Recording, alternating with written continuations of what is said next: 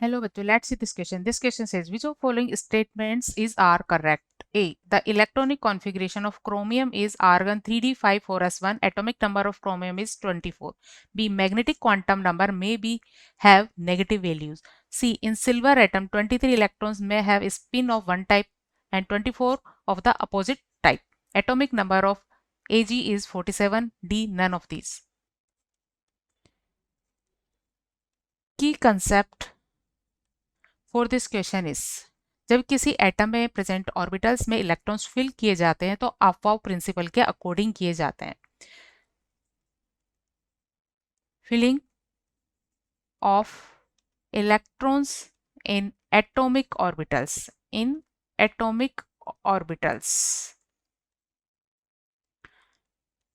according to Aufbau principle. और ये principle क्या है?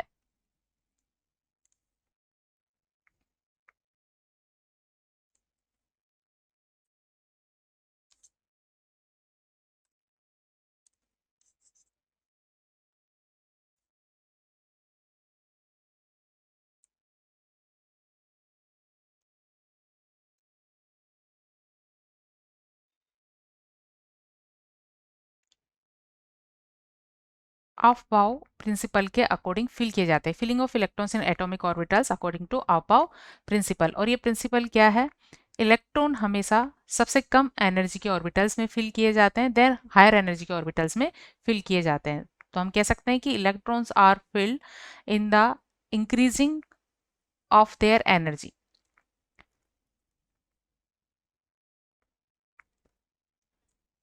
Electrons are filled in orbitals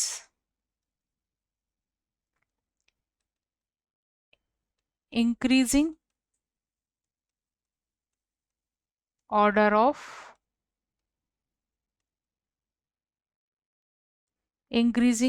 of their energies.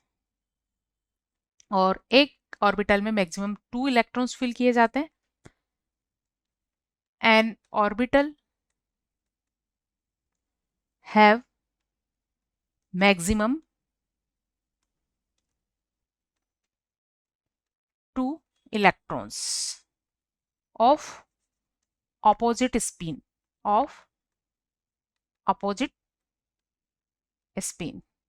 तो अगर एक क्लॉकवाइज होगा तो एक anti clockwise. One is clockwise, एक क्लॉकवाइज स्पिन करेगा तो दूसरा anti clockwise and other spin anti clockwise.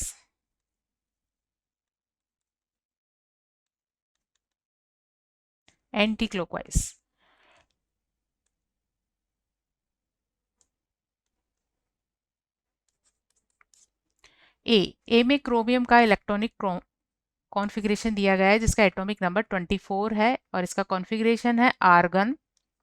Argon में 18 इलेक्ट्रॉन हो जाते हैं. आर्गन के बाद इलेक्ट्रॉन फिल होते हैं 4s में, क्योंकि 4s लोअर एनर्जी पर होता है 3d से. तो पहले 4s में 2 इलेक्ट्रॉन फिल किए जाएंगे, फिर हायर एनर्जी के 3d में रिमेनिंग 4 इलेक्ट्रॉन फिल किए जाएंगे. तो इनका कॉन्फ़िगरेशन होना चाहिए 4s2 3d 4, बट इसका कॉन्फ़िगरेशन होता है 3d 5 4s1. और इसका रीजन ये है कि 3d 5 कैसा है? हाफ फिल्ड है. कैसा है? हाफ फिल्ड, क्योंकि डी में मैक्सिमम 10 इलेक्ट्रॉन हो सकते हैं और ये कितने हैं? 5. तो 5 के केस में कैसा है? Half filled. इसका मीनिंग ये है कि इसके 5 ऑर्बिटल्स होते हैं और सभी में एक एक अनपेयर्ड इलेक्ट्रॉन प्रेजेंट होता है. तो हाफ फिल्ड कॉन्फ़िगरेशन क्या होता है? मोर स्टेबल होता है. This is more stable. तो स्टेबिलिटी गेन करने के लिए इसमें इस तरह का कॉन्फ़िगरेशन होता है. तो एक करेक्ट स्टेटमेंट है.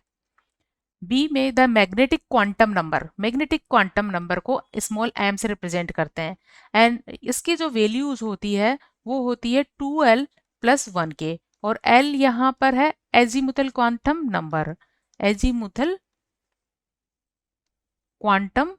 नंबर है. और किसी गिवन वैल्यू l के लिए for the given value L, M की जो पॉसिबल वैल्यूज है वो होती है plus L plus L, next होगी L minus 1, N minus sorry L minus 2,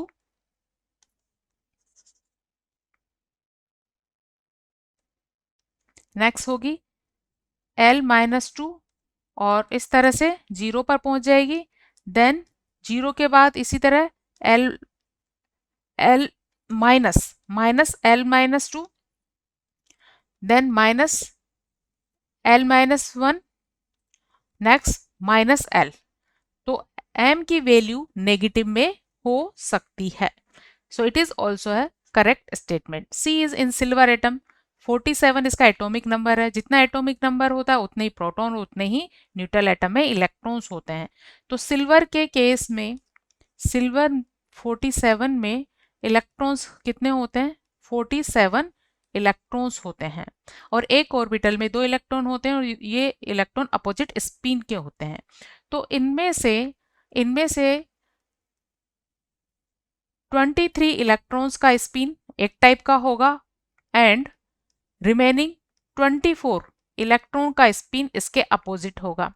तो अगर ये क्लॉकवाइज होंगे, ये क्लॉकवाइज रोटेट होंगे तो ये एंटी क्लॉकवाइज हो जाएंगे, ये एंटी क्लॉकवाइज रोटेट होंगे या इसका अपोजिट होगा। अगर ये एंटी क्लॉकवाइज रोटेट होंगे तो ये क्लॉकवाइज रोटेट होंगे। तो इस तरह से हाफ इलेक्ट्रॉन्स किसी भी ऑर्बिटल में प्रेजेंट उनका क्लॉकवाइज रोटेशन होगा, बाकी अदर का रिमेनिंग का एंटी क्लॉकवाइज होगा। So C is also correct statement. So right answer of this question is all statement A, B and C are correct. Hope you understood it well. Best of luck.